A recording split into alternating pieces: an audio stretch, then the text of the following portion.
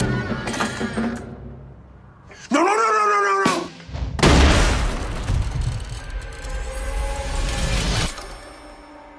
The coroner said it was an accident, but it was no accident.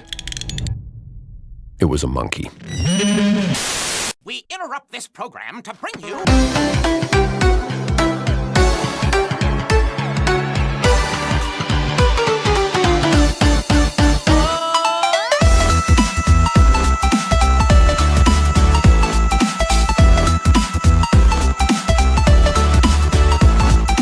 All right, everybody, my name is Kevin.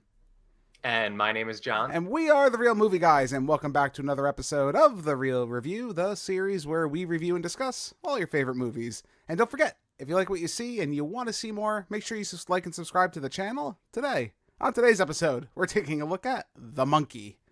When twin brothers Bill and Hal find their old father's monkey toy in the attic, a series of gruesome deaths start. The siblings decide to throw the toy away and move on with their lives, growing apart over the years until the monkey re-emerges.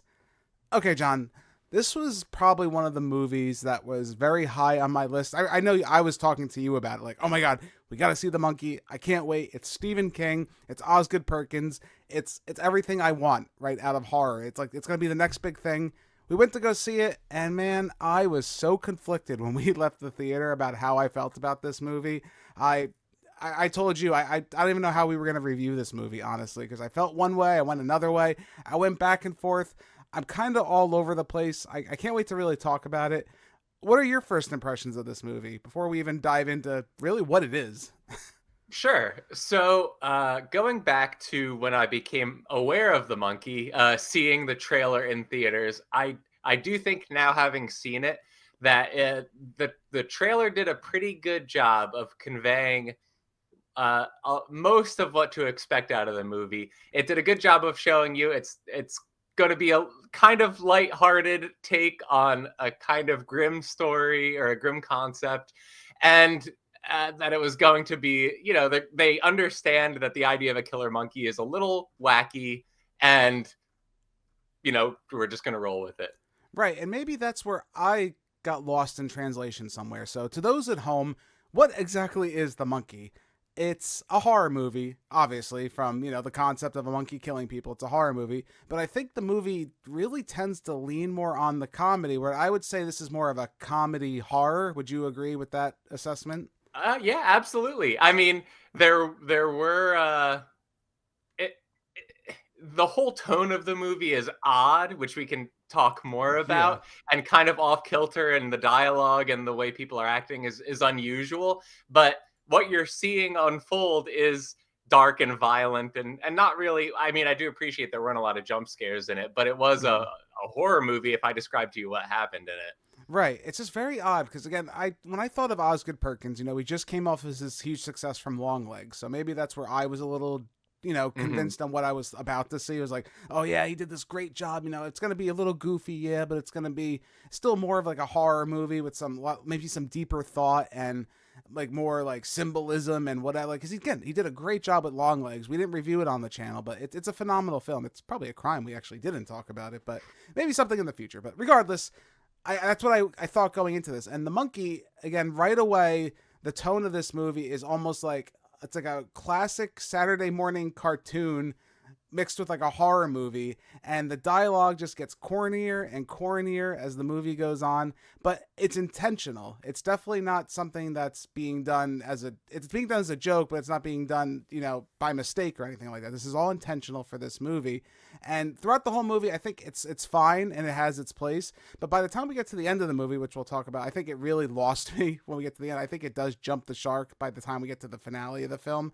I think I appreciate what Osgood Perkins is trying to do here. He's injecting this very serious concept, which, again, from the short story, based on what I was able to comprehend, you read it, so you're more familiar with it, but it seems like it's a more serious story. And the original script, from what I understood too, was supposed to be more serious and more intentional, but Osgood Perkins in an interview said he intentionally went in the opposite direction. He said, all right, I have this serious script, I want to do something different. I want to inject a little bit of levity and a little bit of humor into this movie about death and people dying and dealing with the fallout of death. And again, I like that and appreciate that, and I like how weird it is. The problem with me is I think it just goes a little way too far by the time we get towards the climax of this movie.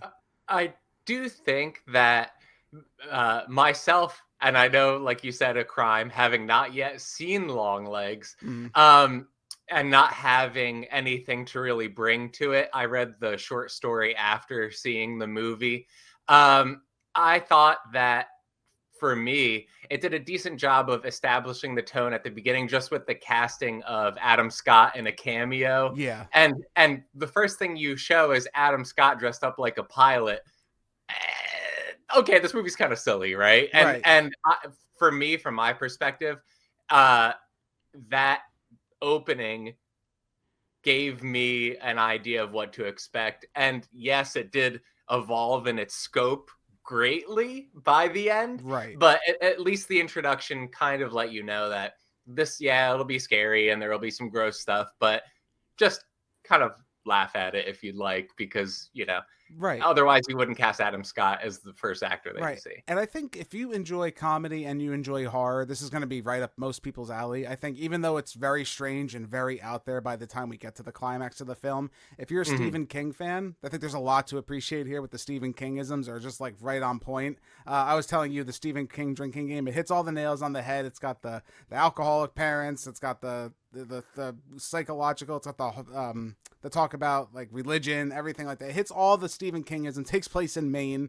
It's everything you want. And even the dialogue, to some extent, from what I've been familiar with Stephen King, hits the nail on the head, even with the dialogue. Even if it is like an exaggerated version of Stephen King's dialogue, I still think it's fun and has its place. I just think the problem with the movie, and this is the main thing, I wanted like, I hate to use this like comparison, I wanted like a roller coaster ride. Right. I think the movie needed to be more of that. And instead it felt like I was just getting like gag after gag after gag. And then suddenly there were some points where they tried to have like this heartfelt kind of moment here and there. And I feel like they just didn't land for me because it felt more like a gag fest than just a ride I was taking on. Does that kind of make sense? Yeah, and this is not a spoiler for the short story. It's only 34 pages long. So if you'd like to read it, go ahead. But as far as the meaning or the symbolism, deeper significance of the story in the film, a large part of the narrative is the two twin brothers, the main character and his brother, and at the end of it, it's resolved along with the main character's son. But in the short story, it's actually two brothers and two sons of the main character. Okay. And there's much more of a focus on this being a generational thing passed down, which was alluded to, right? But it was much more of, here's the moral of the story. There are some things passed down through a family that you have to confront and try to resolve. Right. And I feel like, is that typical Stephen King, where I feel like, and at least in this instance, where I feel like there's a disconnect between the younger version of characters when they age up into adulthood. I feel like the younger story that they were telling, because this movie kind of has almost two halves, maybe, I don't know, 2/4, about a half, I guess you'd say. About half of it's when they're kids and the half is when they're adults. Yep. The first half is always more interesting than the second half, and that seems to be in a lot of Stephen King stories, where his initial story is always the most interesting, and then by the time he wraps it up, you're kind of like, okay, whatever. But this is definitely the case. Again, similar to It, if you want to make that comparison, I guess, where the younger children dealing with this monkey that's killing people. It's silly, it's ridiculous, and it does feel a little more heartfelt, where I thought those beats were actually hitting more correctly. But then we age up to adulthood, and it's just silly off the rails at that point. Like, it's just ridiculous. And I think that's where Osgood Perkins, I personally feel like he kind of lost the plot a little bit by the time we got to that point.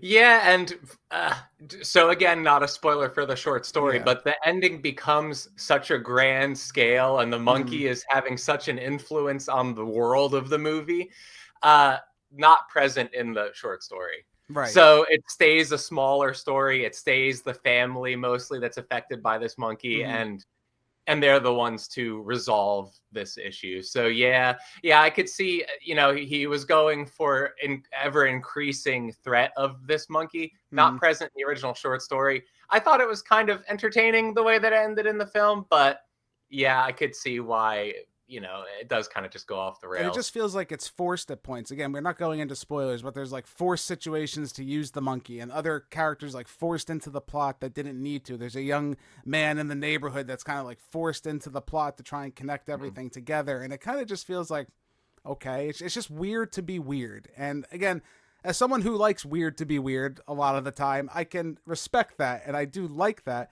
I just don't feel like it worked particularly well in this story specifically. I feel really bad, though, John. Honestly, I feel like I'm crapping all over this movie, and that's not my intention, right? I don't think that's my intention, because this movie does a lot of good things, which I think we need to acknowledge. Cinematography, phenomenal. Osgood Perkins, man, I tell you, one of the best directors working today as far as capturing the scale and mini scale of all his shots, even the really odd shots, like you mentioned in the beginning of the movie with Adam Scott, where you see like this first kill that happens in the movie. It's not done traditional, just like shot on. It could have been really boring. There's a lot of weird wide shots and tilted angles and strange close-ups and just bizarre camera angles that really capture the insanity of this movie. And I think that's what kind of helps a lot of the movie carry on, especially during those kill scenes. Because I don't know if you had a favorite, but all the kills in the movie were absolutely phenomenal, in my opinion. I loved it. Yeah, yeah, and as much as we might question why things went in the direction plot-wise that they did, I was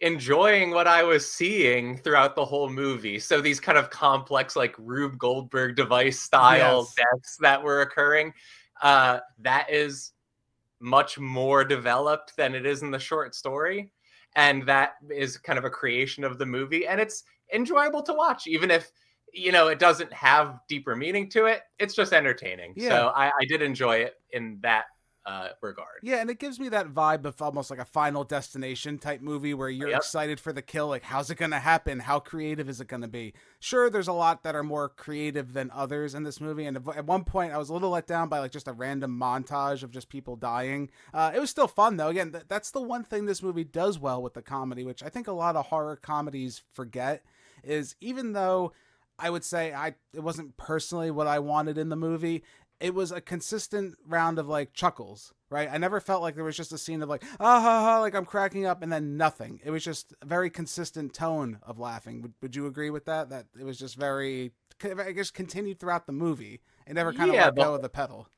The whole world, like we were talking about before, seems a little off kilter. Everybody's a character. The costumes are weird. Some of the characters look strange. Everybody speaks in a strange manner. And so the whole time you're kind of just like, well, this is unique. This is different. This isn't a person I've ever encountered in real life. And even if there's no joke or goofy thing going on, it's all just kind of a little bit off center and interesting in that way. Yeah, and again, it's a very well crafted movie. Again, I don't want to say that about it. It's just, I guess maybe personally for me, it just wasn't what I was expecting. So that's what's kind of catching me more so off guard. But again, I do think that there are issues that need to be addressed kind of with the movie, and I think it will hurt some moviegoers' enjoyment. But with all that being said, we've kind of talked a lot about The Monkey. Let's put a big number on this one. I'm going to go ahead and give The Monkey a 7.4 out of 10. I don't think it's a bad movie. I think it's a solid entry from Osgood Perkins. It's a nice follow-up. I mean, we've seen 2 films from him so far, Gretel and Hansel, and then we've had Longlegs. So we've had 2 pretty big entries, which I thought were very successful in their own right. And now we have this where it feels a little bit of a misstep, but you can't deny it. It's interesting. It's funny. It does have its beats. I just think he went a little bit too far. Like maybe he was given a little bit too much string and said, hey, here you go, have some fun. And he just kind of went a little too far for me. The movie is fun. It's lighthearted. It's entertaining if you know what you're getting yourself into. I think horror fans and gore hounds are going to love it for the bloody scenes. I think they're absolutely great and beautiful looking. If you could say that about gore, which of course I love to say. I think there is something for everyone as far as the comedy and the horror. But again, it kind of just loses it for me by the second half. And it's going to be a tough on a rewatch for me. I think I'll probably feel the same way if I watched it again, where I enjoyed the first half, but by the time I get to the second half, I'm kind of ready to check out. I just don't know what I was expecting, but I just feel like it wasn't it, and it kind of just feels off for me, and not the good off that I would expect. It just felt like it slightly missed the beat for me. John, how about you? What do you think of this one? I actually will go a little bit higher. I'm going to give it an even 8 out of 10. I was consistently entertained, and sometimes, You can't ask for anything more than that. You know what I mean? If Yeah. if you're willing to go along for the ride, even if it ends up in some crazy places, I mean, it's entertaining. And well, as you mentioned, well made. So That's part as of it. many Yeah. as many questions as we might have about why certain Mhm. things were done or where did this character come from, etc., I liked watching it enough Yeah. to recommend it to people who have a tolerance for blood and guts. Yeah, and again, I think that's the most appealing part. It is zany. It's just crazy that a monkey's killing people, or forcing things to happen so people die. I think the premise is it's really great. If you're there casually just to watch this movie, you don't take itself too seriously, I think you're going to have a good time. I think that's kind of what this movie's made for, and that's the intention for. Is it Osgood Perkins' best film? Probably not, in my opinion, but I think it's done well enough. Is it the best Stephen King adaptation? I don't know. What would you say? Would you be able to speak on that? Do you think this adaptation's better than the source material, or what would you say if you were? I think this is if you force fed the source material a bunch of candy, got it all hyped up and crazy, Right. this is what you might end up with. It took a much smaller story with a more typical Stephen King ending and fleshed it out in a way that just kind of vibrated with energy. Is it better than the source material? I mean, it's just a nearly a completely different story by the end of it. So yeah, and I get that vibe too from it. It almost feels like kind of like a Twilight Zone kind of episode that could have just been thrown in. Part of me does wonder if it outstays its welcome just a little bit. Maybe that's part of it too, where you did take a short story and you adapted it into a full-length movie. There's gonna be some things there. You got to make that consistently interesting throughout the whole time. Right, and short. It's 34 pages, Yeah. so it's an extremely short story. Yeah, so that's like really, that's like a film student's like home project right there. And Right, you're turning this into a right. feature length. But again, what we really need to know down in the comments below, what did you think of The Monkey? Am I completely off base? Am I just being that typical film critic with his stick up his ass who doesn't know what he's talking about and just not enjoying the plot? Again, I think it's good, but I want to know what you guys think. Am I missing something? Is John more accurate with his score? Let us know. Let us know what you think, how much you enjoyed it. What other Stephen King short stories are there maybe that you'd want to see turned into? John, I know you mentioned one when we were talking. You sent me. I still have to read it, but it's something. There's other stories. The Dawn. Yeah, there's other stories, and it's fun to see. I'm glad Stephen King's kind of coming back into the zeitgeist of people here. Maybe we'll start seeing. I know Dark Tower's on the horizon too. Finally getting a good adaptation would be nice. But yeah, I want to know what you guys think in the comments below. But that's all we got for you today. We are the Real Movie Guys. My name's Kevin. That guy's John. We'll see you in the next one. Catch you later. If you guys like what you've seen here today, consider giving this video a like and leaving your thoughts in the comments below.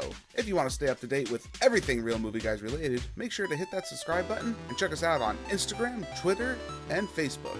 And don't forget, all you audio listeners at home, we are available on many podcasting platforms. Just search The Real Movie Guys, you should pop right up.